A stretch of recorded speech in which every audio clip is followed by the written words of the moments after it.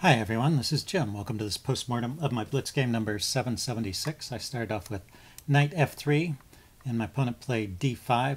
When I see this knight f3 move, I often play just knight f6 myself as kind of a waiting move, and you see that's the top choice here, just waiting to see how white intends to develop, because this is a very flexible move and could introduce a lot of different systems. So knight f6 is sort of responding in kind, just getting a piece out on a good square and waiting to see. It also stops, knight f3 stops e4 and knight f6 stops e5.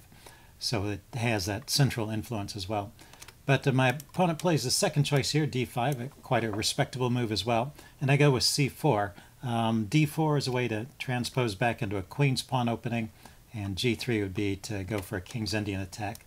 But this is the Reti gambit, and an interesting way to play. I learned this from watching Chess Explained to play it. So e6 and c6, defending the pawn, are the two main moves. If black takes here, looks like e3 is a move, trying to put pressure on the pawn with the bishop. Although I am more inclined to play this knight a3 move. I like to get my pawn back, and it guarantees that he can't play b5 to support the pawn, and you develop a piece. So that's a reasonable way to play. And d4 is an interesting move for black here, just pushing forward with the pawn. And you would get into something like a Benoni with the colors reversed. So white would have the Benoni defense, and black would be attacking a tempo down. So it'd be interesting for both sides. But e6, one of the two top choices there. And then I went with g3. d4 would once again transpose, this time into a queen's gambit declined, a perfectly normal queen's gambit declined position. I go g3. And here knight f6 is the main move. Also taking. Now after taking, white needs to play the check to round up the pawn. Playing the knight out here is no longer good because the bishop can snap the knight off. So, but the check is good enough to round up the pawn. And so that would be the way I would play it from there. But he didn't play knight f6, he didn't play d takes c4, any of these other moves. He played bishop c5. And yeah, it's probably a bit of a mistake, although not a huge mistake, but it loses a tempo. So it's a little bit of an inaccuracy. I can always throw in d4 at any time. Let's see. But well, I play bishop g2 first, continuing with my setup. He goes knight to c6. And now the chess engine starts to really like this d4 move. It's kind of like a Chigorin defense, but it's not clear that this bishop out here is the best piece. Let's see, he could try and move it with tempo. Let's see, if he grabs the pawn now, I could just castle. And I'm threatening to win the pawn back. If he tries to defend it with the b pawn, then there's tactics along this diagonal, so things would go wrong there. Or if he takes the knight, well, he's giving up the bishop pair, and I still can probably round up that pawn. So that would be good, the d4 move right here. I played c takes d5. I don't like to leave my c pawn hanging for too long. I like to try and clarify it. And this is not a bad move. I still keep an advantage because I get d4 here with tempo. It's just the chess engine preferred d4 a move before. Let's see, he dropped his bishop back. I castled.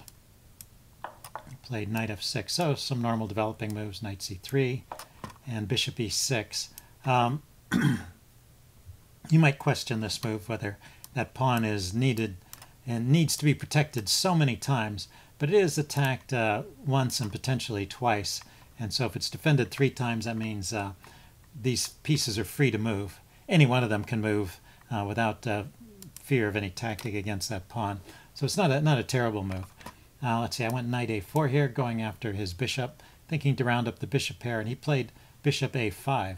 The chess engine, by the way, thinks that that's a mistake and wants him to just castle, and so I can grab that bishop if I want to, but well, the chess engine would just keep developing like this, and it gives white a good advantage, but not huge. After bishop a5, the advantage starts to increase here. I get a more than normal opening advantage here. Let's say I go a3, thinking to maybe round up that bishop, force a trade or trap it. And he goes b5, kicking my knight, another little inaccuracy. But let's see. Well, there was one line I wanted to show you. Since this was a short game, we have opportunities to look at some different lines here. The top engine choice is knight e4, and the main response here from white is knight c5, which surprised me at first because I was thinking this trade might be something interesting for black. But it turns out that the trade is a huge mistake, because after d takes c5, this bishop is trapped.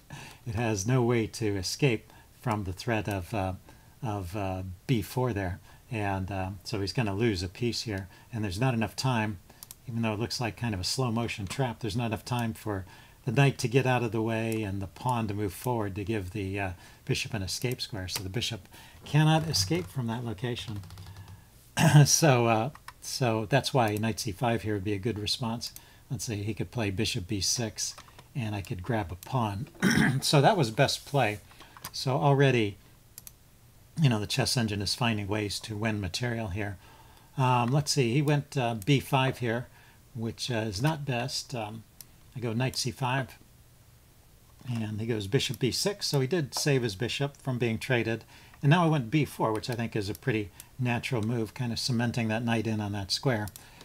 But the chess engine doesn't like that move. It thinks that, although it keeps an advantage for white, it thinks the way to get the biggest edge is to actually take this light squared bishop, which is not something I thought about. It's counterintuitive to take off that bishop, which is just sitting there looking like a big pawn, and you're giving up a good knight for a bad bishop. But well, it leaves these weaknesses behind. The king side is weakened, and this pawn may be a target. Let's see, bishop h3, queen to e7, defending the pawn. The queen maybe should go directly to d7, but then it walks into this pin. But you see, after queen e7, there's some forcing moves here.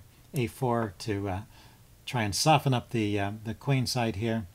And let's see, if he goes b4, there's another cool tactic. You can actually, it's kind of a pseudo-sacrifice, push the a-pawn forward, and if he takes, you can just keep taking stuff until you get a bishop there, and then you can deliver that check and pick up a piece. So you get 2 pieces for a rook, and that is good. Let's see, so after a4, he should take, and then you take back with the queen, and now you're hitting this knight, and you force the queen back to this d7 square anyway, where it's in this pin, and maybe you can look for ways to increase the pressure from here. Anyway, it gives a big edge to white in this position. Black still hasn't castled, and white's pieces are all out and looking pretty active. Yeah, and this knight is weak. Okay, anyway, that's best play from white. Just starting with taking the bishop on e6, eliminating, I guess, a good defensive piece, and then getting some activity. Anyway, I played b4, and he decided to. Oh, he castled first. He castled. I developed my bishop, and now he decided to trade off the knight, and I took back with a d pawn. I wasn't sure here which pawn to take with, and I checked it out with the chess engine later, and it actually was about even. I mean, the thing about taking this way is you keep a central presence, you keep this d-pawn blockaded, but you give up an outside passed pawn here for the endgame, so maybe gives black some hope for the future. So taking this way keeps a clamp on the queen side, and you know, maybe this pawn can even become a target. Anyway, the chess engine slightly preferred d takes c5, but both of those were playable with an advantage to white. Let's see, he goes h6, and I go bishop c1, and here's actually where I start going downhill. So what's a good way to play here? Yeah, I've had an edge the whole game up to this point, but after my next 2 moves, actually, there's chances for black to equalize. So you know, there is some pressure on this pawn, and so you might think that a4 is a pretty counterintuitive move. I mean, it's sort of like preemptively dealing with this issue of the b pawn before it's even necessary, because it wasn't really threatening to take on b4. It was defended. So you're undefending that pawn, but you're attacking another b pawn, and well, it leaves him with some interesting choices. If he takes, then you take his b pawn, and you have these advanced pawns on the queen side, and his knight is looking a little bit lonely out there on the wrong side of his pawns. So this is actually a good position for white. Well, all these lead to good positions for white. I guess that's the point. If he just defends with a6, you can trade, take the rook off, and then play knight to d4. And maybe this is a kind of line that's a little too deep to see in a blitz game, but I still think it's interesting. Now if he grabs this pawn, you grab the pawn on c7. So the purpose of those trades was to drag the queen away from defense of the c-pawn. So with this well-posted knight, a passed c-pawn, and bishop looking like it has some interesting squares to go to as well. Anyway, it's a good position for white. So that's those are some ideas of how to play, starting with a4. There's probably other moves here. The idea I came up with, I guess I was kind of running out of ideas at this point. So what I came up with was bishop to c1, with the idea of repositioning my bishop over here on this diagonal. But well, actually this is just too slow. And he immediately strikes on the queen side while my pieces are a little bit awkwardly placed. And I played rook b1 here, just defending. And yeah, the combination of bishop c1 and rook b1 gives black equalizing chances.